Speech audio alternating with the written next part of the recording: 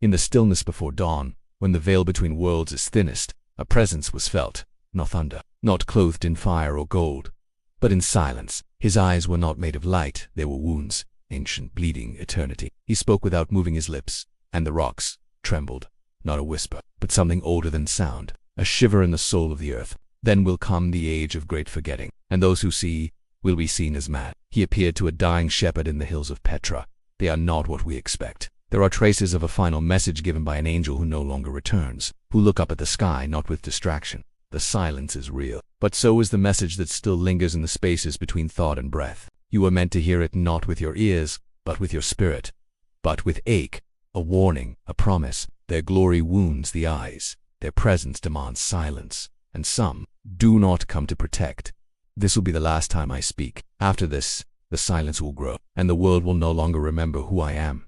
The shepherd died the next day, but the voice he heard did not. It spread like invisible fire through the souls of those who still listen in the dark. What was the message that angel carried, and why was it his last? For centuries, we have imagined angels as guardian, serene, radiant, divine, but those who have truly encountered them speak differently. The kind that descends on a heart when it stops believing in wonder.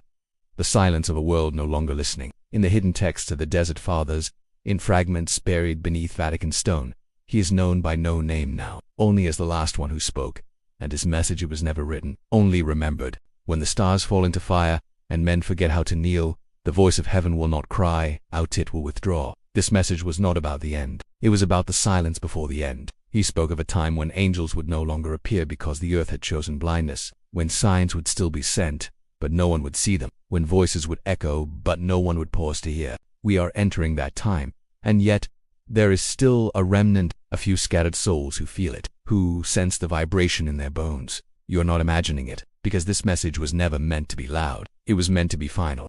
The ancients believed that silence was not the absence of sound booth, the presence of something too vast to be spoken. In Hebrew mysticism, it is called Dimamadakata, still, small voice that follows the storm. But this voice is not always comfort. Sometimes it is warning. In the scrolls of Ashana, a forbidden text hidden by desert mystics, when wonder is buried beneath noise, the guardians will fold their wings and return to stillness. There is a vision of a weeping angel with sealed wings. He descends not with joy, but with mourning. In his hand, not a trumpet, but a torn scroll. On it words that cannot be read, only felt, nor like Raphael who brings healing. One that begins not with war, but with indifference. Not because they are gone, but because the eyes of men will be too full of themselves to see.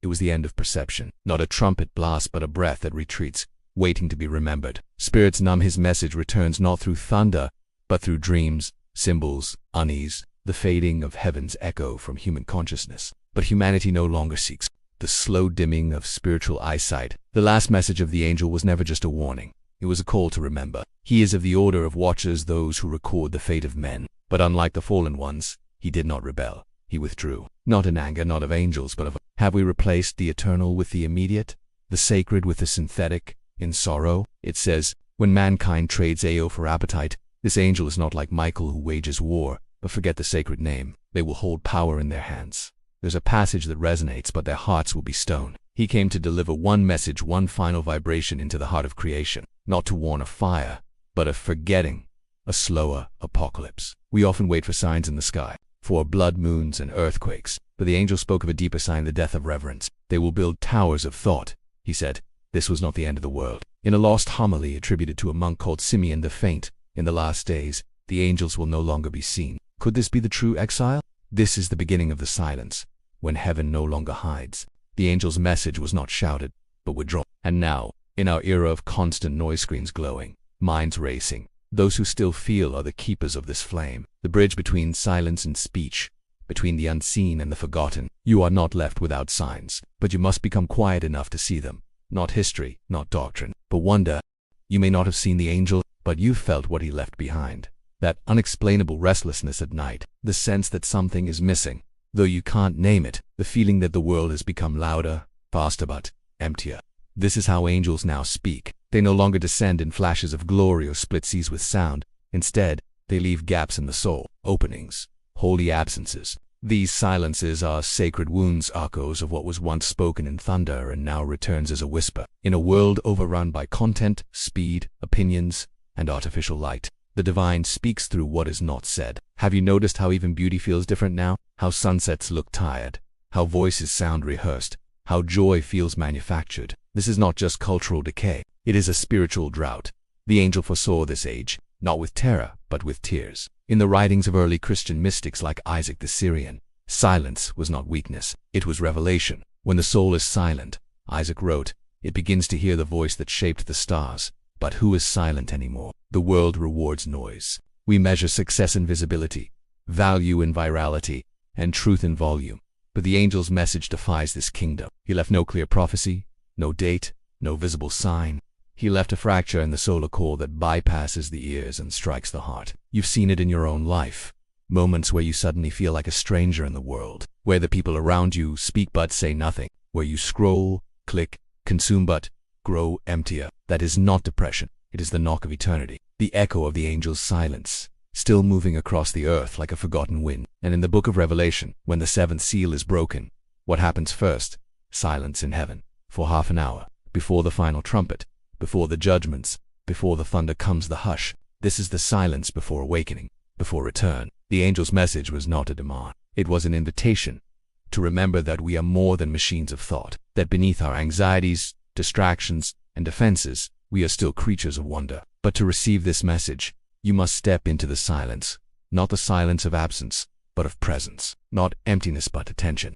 Not everyone is deaf, not everyone is asleep. Across the earth, hidden in cities, deserts, forests, and even behind screens, there are people who have heard what the angel left behind. They are not famous, they don't preach loudly. Many don't even know what happened to them, but they carry the weight of silence in their eyes. You've seen them. Perhaps you are one of them. They don't fit. Not in politics, not in consumerism, not even in some churches, because they are haunted not by darkness, but by light. The angel's last message was not a proclamation. It was a seed, planted in those who still weep when no one sees, who still feel awe when they look at the night sky, who still long not for fame or comfort but for the return of the sacred. They are the hidden ones. And, throughout history, the divine has always moved through these hidden ones. Deserts were not changed by empires, but by exiles. Civilizations were not awakened by kings, but by prophets who stuttered in the wilderness. Elijah ran from the noise and found God in the whisper. John the Baptist lived outside the system and prepared the way in silence. Even Christ withdrew often, not to escape but to reconnect. The hidden ones today are not saints in stained glass. They are the mother who prays in secret, the old man who forgives what no one sees, the young woman who chooses purity in a world obsessed with performance. They are scattered, often afraid, often unsure, but the seed is in them. And here is the mystery. The angel's message did not die. It migrated from the skies to the soul, from prophecy to presence, from spectacle to stillness. And now, in these final days, not marked by timelines but by spiritual dryness, that seed begins to awaken. You can feel it when you walk away from noise, when you resist bitterness, when you choose love, when hate is easy, when you pray even when God feels far. Every such moment is a spark of return. Not dramatic, not viral, but real. This is how angels now move, not with wings but, not with thunder but through trembling hands, not with swords but through surrendered souls. In the angel's last message, it's still unfolding through you. There will come a day, not on a calendar, not predicted by charts, but deep in the silence of many hearts, when the message will return, not as lightning across the sky, not as a booming voice from clouds, but as a stillness so deep it breaks you. The angel who once wept has not vanished. His tears watered the soil of souls ready to awaken. And now, that garden begins to bloom. You feel it, don't you? A restlessness you can't explain. A longing for something more than the noise. A desire to kneel, not to impress, but to surrender. This is not weakness. This is the invitation. The world around you may grow colder. Faith may be mocked. Truth may feel distant. And in that fire, you will hear the angel again. Not through words, but through awareness. Not through fear, but through fire. You will realize the message was never just a warning. It was a becoming. You are the message now. Not because you're flawless, but because you're willing. Willing to break. Willing to listen. Willing to rise. The final trumpet is not a sound. It is a soul fully awake. It is a spirit that no longer runs from pain or silence, but walks through it into light. Heaven is not only near, it is within. So when the world asks for proof, you don't argue, you don't preach, you love. You endure, you reflect the flame, because now you are the echo of the angel. And when you move, heaven moves again.